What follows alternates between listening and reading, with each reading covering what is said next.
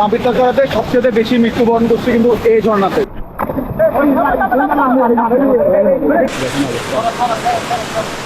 পাথর ধর। এখানে আসার সময় ট্রাই করবেন গ্রুপ করে আসার জন্য, তাহলে এভাবে একজনের হেল্পে আরেকজন কিন্তু পার হতে পারে।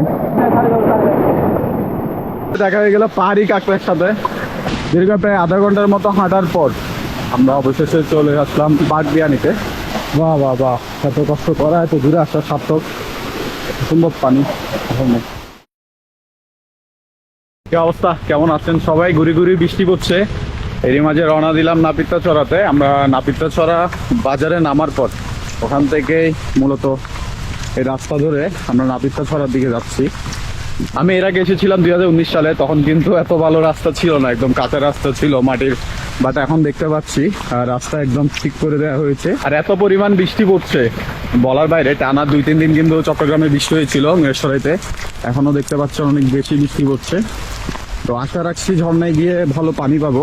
যেতে যেতে আপনাদের জানিয়ে দিই, আপনি ঢাকা কিংবা চট্টগ্রাম যেখান থেকে আসেন না কেন, আপনাকে নামতে হবে নয়দুয়ারি বাজার। আর নয়দুয়ারি বাজার থেকেই নাপিতা চড়া যাওয়ার মূল ট্রেকিং শুরু। এই দোকানে আমাদের ব্যাগগুলো রাখলাম, কাপড়গুলো রাখলাম, এখন সবাই রেডি হয়ে যাচ্ছি। আসলে এত পরিমাণ বৃষ্টি পড়ছে, আমি ক্যামেরা স্টুডিও নিতে পারছি না ভালো মতো। আপনারা এইসব দোকানের মধ্যে আপনাদের যাবতীয় ব্যাগ এবং জিনিসপত্রগুলো রেখে যেতে পারবেন। যদি সামনে অনেক খাবারের দোকান আছে, চাইলে ওখানেও রাখতে পারেন। আর যাওয়ার পথে কিন্তু আপনাদের এই রেল ব্রিজ পড়বে, যেটা ক্রস করে আপনারা এই মেট্রোপথ ধরে হাঁটা শুরু করবেন। আর চেনার আরেকটা উপায় হচ্ছে, আমার সামনে কিন্তু একটা ছোট ব্রিজ আছে পানি যাওয়ার, তো এটাও চিনে আপনারা যেতে পারবেন চাইলে। তবে একটু রিস্কও আছে, যেহেতু অনেকক্ষণ ধরে ভারী বৃষ্টি পড়ছে। হরকা বানারও কিন্তু একটা রিস্ক থেকে যায় এইসব এলাকায়, যে কারণে একটু সতর্ক থাকতে হবে আমাদের। আপনারা যদি খাবার কি অর্ডার দিতে চান, এইসব দোকানে দিতে পারেন, কিংবা চাইলে বাস নিতে চাইলেও নিতে পারেন।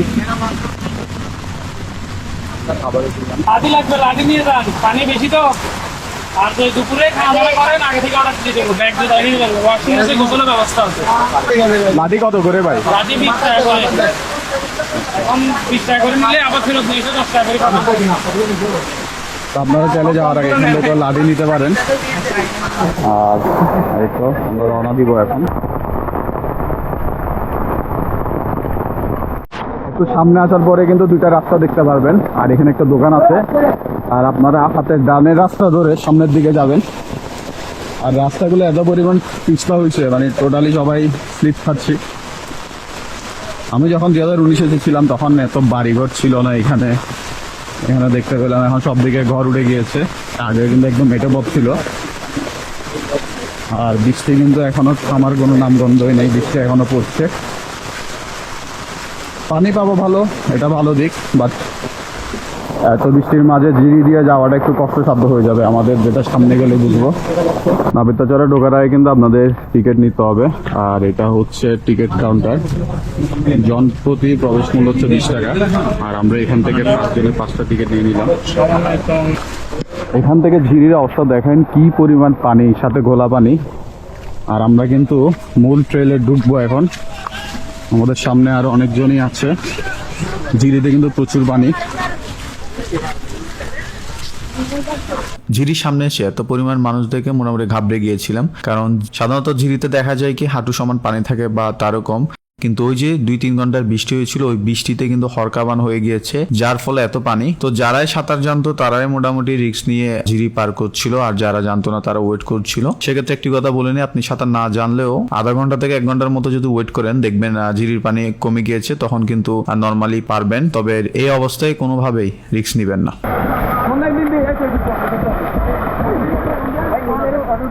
আর এখানে আসার সময় ট্রাই করবেন গ্রুপ করে আসার জন্য, তাহলে এভাবে একজনের হেল্পে আরেকজন কিন্তু পার হতে পারে, কারণ এখানে প্রচন্ড স্রোত।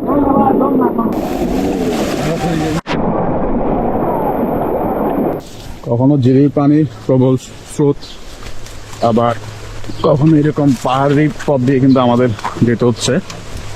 এখনো বুঝতে পারছি না সামনে কতটুকু যেতে পারবো, কারণ এখানে দেখতে পাচ্ছেন প্রচন্ড পানি।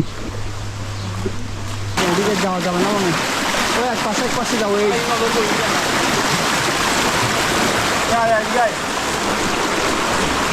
স্কিপ করে যাও, স্কিপ করে যাও।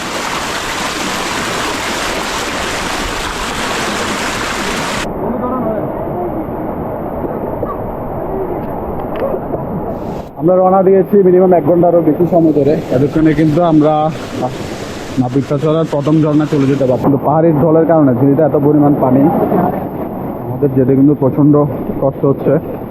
আর এখানে 1 ঘন্টা যাওয়ার কথা ছিল, এখানে আমাদের এখন 2 ঘন্টার মতো সময় লাগছে।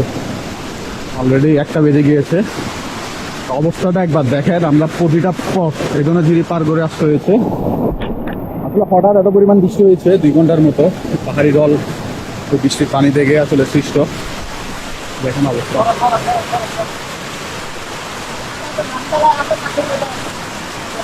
পাথর ধর তোমরা একজন পারো।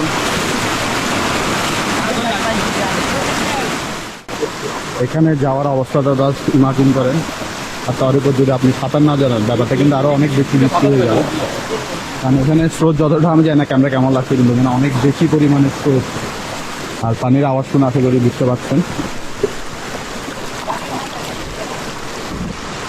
আপনারা হয়তো ভিডিও ফুটেজ দেখে ভাবছেন যে কেন আমরা এত রিস্কের মধ্যে দিয়ে এখানে আসলাম বা আমরা যাচ্ছি সামনে। আসলে এত দূর আসার পর পেছনে আর ব্যাগ যেতে ইচ্ছে করছিল না আমাদের। আর সবাই মোটামুটি কনফিডেন্ট ছিলাম যে আমরা যেতে পারবো, সবাই ভালোভাবে সাঁতার জানতাম। আপনারা যদি আসেন এই ধরনের হরকাবানা যদি কখনো পড়েও যান আর সামনে আগাবেন না, আধা ঘন্টা থেকে 1 ঘন্টা মতো ওয়েট করবেন। ঝিরির পানি যখন কমবে তখন সামনে যেতে পারেন, কিংবা চাইলে ব্যাকও যেতে পারেন। মুন ট্রেকিং থেকে খৈয়াছড়া ঝর্ণার প্রথম ধাপ পর্যন্ত আসতে আমাদের প্রায় 1.5 ঘন্টার মতো সময় লেগেছে। প্রথম ঝর্ণা আমাদের দেখা শেষ। এটা হচ্ছে নাপিতা ছড়ার প্রথম ঝর্ণা। পানি তো দেখতে পাচ্ছেন, ভরপুর পানি, কারণ বৃষ্টি অনেক ছিল। আর এর পাশে একটা পথ দেবেন, সেটার উপর দিয়ে আমরা উপরের দিকে উঠছি, কারণ উপরে আরো 2 থেকে 3টা ঝর্ণা আছে। তো আমরা আজকে সবগুলা ঝর্ণা যাওয়ার ট্রাই করবো। রোপ দিয়ে দিয়েছি উপরে ওঠার জন্য, আর যেটাতে অনেক বেশি ভালো হয়েছে আসলে। আর স্লিপ খাওয়ার যে একটা পসিবিলিটি ছিল সেটা আর থাকবে না। আপনারা একটা কথা জানিয়ে রাখি, এটা হচ্ছে প্রথম ঝর্ণা উপরের স্টেপ। অনেকে কিন্তু এই ঝর্ণাগুলোতে মারা যায় মূলত তাদের অসাবধানতার কারণে। কারণ আপনি যদি এখানে হেঁটে হেঁটে চলে যান ছবি তোলার জন্য, পিছলাকে পড়ে যাওয়ার একটা সম্ভাবনা থাকে। কারণ এটার নিচে হচ্ছে সবগুলো কিন্তু পাথর। তো বুঝতে পারছেন, 20-30 ফুট উপর থেকেও যদি আপনি পাথরে পড়েন তাহলে কিন্তু মোটামুটি ভালো রিস্ক। তো আসলেও একদম কারে যাওয়ার ট্রাই করবেন না, কারণ দরকার নেই। নাপিতা চড়াতে সবচেয়ে বেশি মৃত্যুবরণ করছে কিন্তু এই ঝর্ণাতে, সবচেয়ে বেশি পর্যটকের এই ঝর্ণায় মৃত্যু হয়েছে। এই ঝর্ণাটা হচ্ছে মূলত যদি দেখাই, এটা হচ্ছে কুবিটা কুম। ওই যে পিছনে কিন্তু বড় ঝর্ণা আছে, কিন্তু এই কুমের ভিতরে অনেকটা কলসির মতো। উপরে দেখা যাচ্ছে স্রোত নাই, কিন্তু নিচে কিন্তু অনেক স্রোত আসে। তো দেখা যায় কি অনেকে সাঁতার জানে না, ভুলে নেমে যায়, তো স্রোতের কারণে কিন্তু নিচে তলিয়ে যায়। অর্থাৎ এটা অনেকটা কলসি টাইপসের। তো পানির স্রোত যখন নিচের দিকে যায়, নিচে আটকে যায় আর উপর আসতে পারে না। তো যারা আসবেন, এই কুবিটা কুম কিন্তু সবচেয়ে বেশি ডেঞ্জারাস। তো এখানে নামার দরকার নাই, যে কারণে আমরা নামছি না, আমরা উপরের দিকে যাচ্ছি এখন। আর ওয়েদারে মোটামুটি ভালোই আছে, বৃষ্টি না হলে আমরা কিন্তু সহজ উঠতে পারবো। আমরা এই রাস্তা দিয়ে কিন্তু এখন উপরের দিকে উঠবো। এখানে কিন্তু অনেকটা ভালো কাজ করেছে। পেছনের ঝর্ণাতেও দেখলাম রোপ দিয়েছে, এখানেও দেখলাম রোপ দিয়েছে। তো এটাতে কিন্তু আমাদের একটা বাড়তি সুবিধা হচ্ছে। এটা কিন্তু অনেকটা পাহাড়ি ট্রেলের মতো। আমরা উপরের দিকে উঠছি কিন্তু পাহাড়ের উপরে উঠার পর আবার আমাদের নিচের দিকে নামতে হবে। আর এখান থেকে দূরে একটা দোকান দেখতে পাচ্ছি, তো আমরা ওখানে গিয়ে কিছুক্ষণ বিশ্রাম নিব। আর সময় হচ্ছে এখন প্রায় 2:30। আমাদের সন্ধ্যার ভিতরে এখান থেকে ব্যাগ দিতে হবে। ছোটখাটো আমরা দোকান দেখতে পাচ্ছি, দেখি এখানে চাটা পাওয়া যায় কিনা। মামু কি আছে? লেবুর শরবত আর চা? লেবুর শরবত হোটেল তো লেবুর শরবত কত? আমার এখন 7 এই সুজনদা, লেবুর শরবত খাবেন? তাহলে আমাদেরকে 5টা লেবুর শরবত দেন। মাত্র বেশি ছোটখাটো একটা দোকান, এখানে লেবুর শরবত আর পাশে দেখতে পাচ্ছি চা। তো লেবুর শরবত আর চা ছাড়া এখানে কিছু পাওয়া যাবে না। আমরা কিছুক্ষণ বসবো, বিশ্রাম নিব। যতবারে কোনো পাহাড়ে আসি, পাহাড়ের উপরে ছোট ছোট টংগুলোতে কিন্তু আলাদা একটা মায়া কাজ করে। কেন জানি বসে শান্তি পাই, খেয়ে শান্তি পাই। আর থ্যাংক ইউ রাহুল। ছোট ছোট মাছগুলোতে মোটামুটি বসে একটা আলাদা মজা পাওয়া যায়। আবার আসবেন আমাদের বাড়িতে। ভাই পোত আসো। দাদা কি বড় ভাই, থ্যাংক ইউ ভাই। নেন লেবুর শরবত, ভালোই। কেমন লাগছে? দারুণ, পাহাড়ি লেবু মনে হয় না? এখানে কিছুক্ষণ বিশ্রাম নিয়ে লেবু শরবত খেয়ে আমরা এখন রওনা দিলাম মেন ঝর্ণাটা যেটাতে সবচেয়ে বেশি পানি আসে আর দেখতে সুন্দর। তো আর কয়টা ঝর্ণা আছে? 2টা মেবি না? আর প্রথমটা হচ্ছে নাপিতছড়া আর এটা একটা নাপিতাচড়ার সামনেরটা মেইনটাই। নাপিতছড়ার সামনেরটা এরপর হচ্ছে হচ্ছে- বাগবিয়ানি। হ্যাঁ, বাগবিয়ানি সামনে গিয়ে একটা ওয়াই জংশন হবে, ওয়াই জংশনের বাম পাশে বাগবিয়ানি, ডান পাশে নাপিতছড়া। দীর্ঘ প্রায় 5-6 বছর পর আসলাম। আশা করি পানি পাবো, অনেক বেশি বৃষ্টি। কি বলো রাহুল, পানি কেমন থাকবে? পানি সেই পানি থাকবে, আর নাপিতছড়ার পানি অনেক ফ্রেশ হবে। এখানে কিন্তু আর কোনো পাহাড় নেই, আমাদেরকে এই ধরনের জিরি দিয়ে কিন্তু ঝর্ণা যেতে হবে।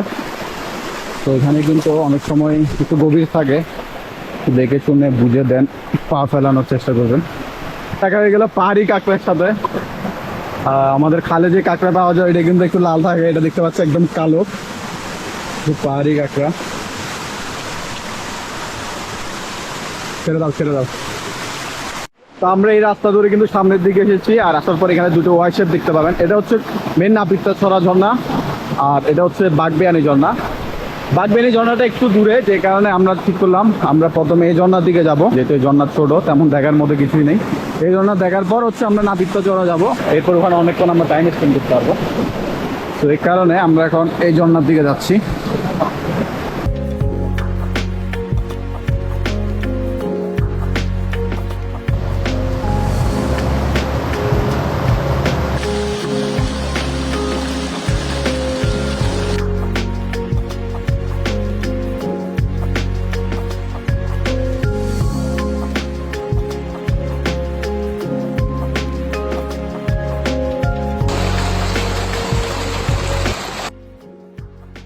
প্রায় 25 থেকে 30 মিনিট হাঁটার পর আমরা বাগবিয়ানির সামনে আসলাম। আমার সামনে দেখতে পাচ্ছেন এটাই মূলত বাগবিয়ানি ঝর্ণা। এই ঝর্ণায় কম বেশি সবসময় পানি থাকে, দুই পাহাড়ের মাঝে খুব সুন্দরভাবে কিন্তু উপর থেকে পানিগুলা পড়ছিল, আর আমরা এখানে নিজেদের মতো করে কিছু সময় স্পেন্ড করছিলাম।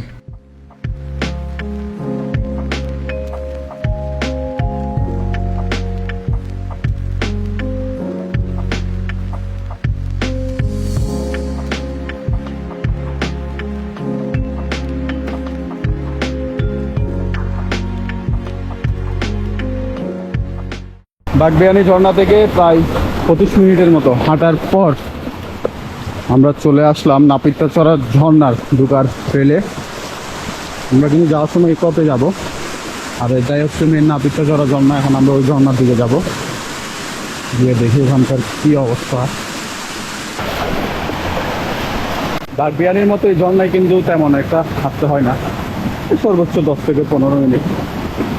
তো পানির স্রোত একটু বেশি, যে কারণে হাঁটতে একটু কষ্ট হচ্ছে, অন্য সময় কিন্তু এতক্ষণ লাগে না।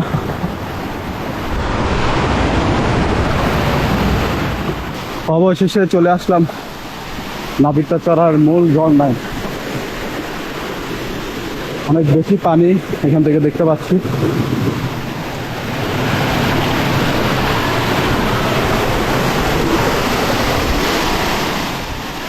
বাহ বাহ বাহ, এত কষ্ট করা, এত দূরে আসা সার্থক। সুন্দর পানি ওখানে।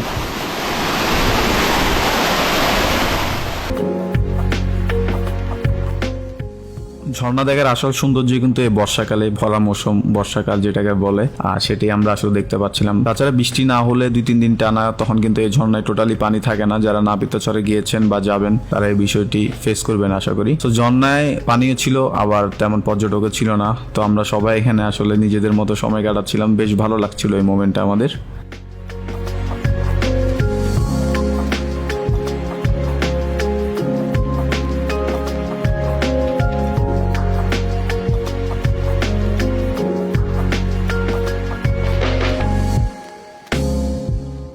না, এরকম খালি পাওয়া সত্যি ভাগ্যের ব্যাপার।